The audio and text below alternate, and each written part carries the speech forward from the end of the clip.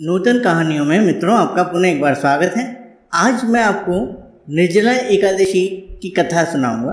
भीमसेन व्यास जी से कहने लगे कि हे पितामह, भ्राता युधिष्ठिर, माता कुंती, द्रौपदी, अर्जुन, नकुल और सहदेव आदि सब एकादशी का व्रत करने को कहते हैं, परंतु महाराज मैं उनसे कहता हूँ कि भाई मैं भगवान की शक्ति पूजा आदि तो कर सकता हूँ, दान भी दे सकता हूँ, परंतु भोजन के बिना नहीं रह सकता।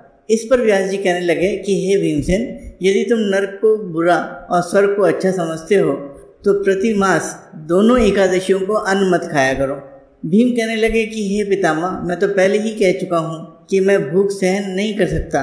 यदि वर्ष भर में कोई एक ही व्रत हो तो वो मैं रख सकता हूँ, क्योंकि मेरे पेट में वक्र नाम वाली अग्नि है, सो मैं भोजन किए बिना नहीं रह सकता।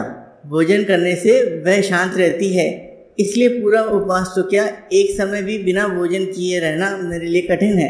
अतः आप मुझे ऐसा कोई व्रत बताइए जो वर्ष में केवल एक बार ही करना पड़े और मुझे स्वर्ग की प्राप्ति हो जाए। व्यास जी कहने लगे कि हे पुत्र, बड़े बड़े ऋषियों ने बहुत शास्त्र आदि बनाए हैं जिनसे बिना धन के थोड़े परिश्रम से ही स्वर्ग की प्राप्ति हो सकती है। इसी प्रकार शास्त्रों में दोनों पक्षों की एकादशी का व्रत मुक्ति के लिए रखा जाता है। व्यास जी के वचन सुनकर भीमसेन नरक में जाने के नाम से भयभीत हो गए और कांप कर कहने लगे कि अब क्या करूं? मास में 2 व्रत तो मैं कर नहीं सकता, हाँ वर्ष में 1 व्रत करने का प्रयत्न अवश्य कर सकता हूँ। अतः वर्ष में 1 दिन का व्रत करने से यदि मुझे मुक्ति हो जाए तो ऐसा कोई व्रत बताइए।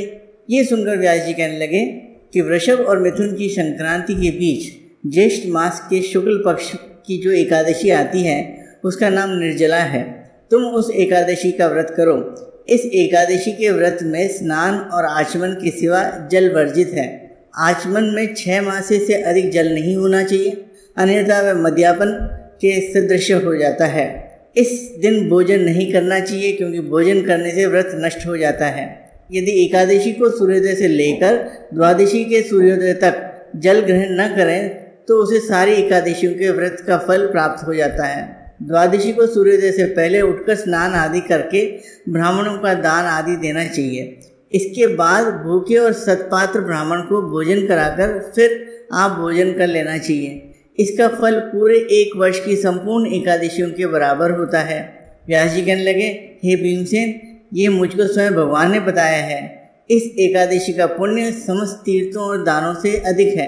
केवल एक दिन मनुष्य निर्जल रहने से पापों से मुक्त हो जाता है। जो मनुष्य निर्जला एकादशी का व्रत करते हैं उनकी मृत्यु के समय यमदूत आकर नहीं गिरते, वरन भगवान के पार्षद उसे पुष्पक विमान में बिठाकर स्वर्ग ले जाते हैं। इसलिए संसार में सबसे श्रेष्ठ निर्जला एकादशी का व्रत है।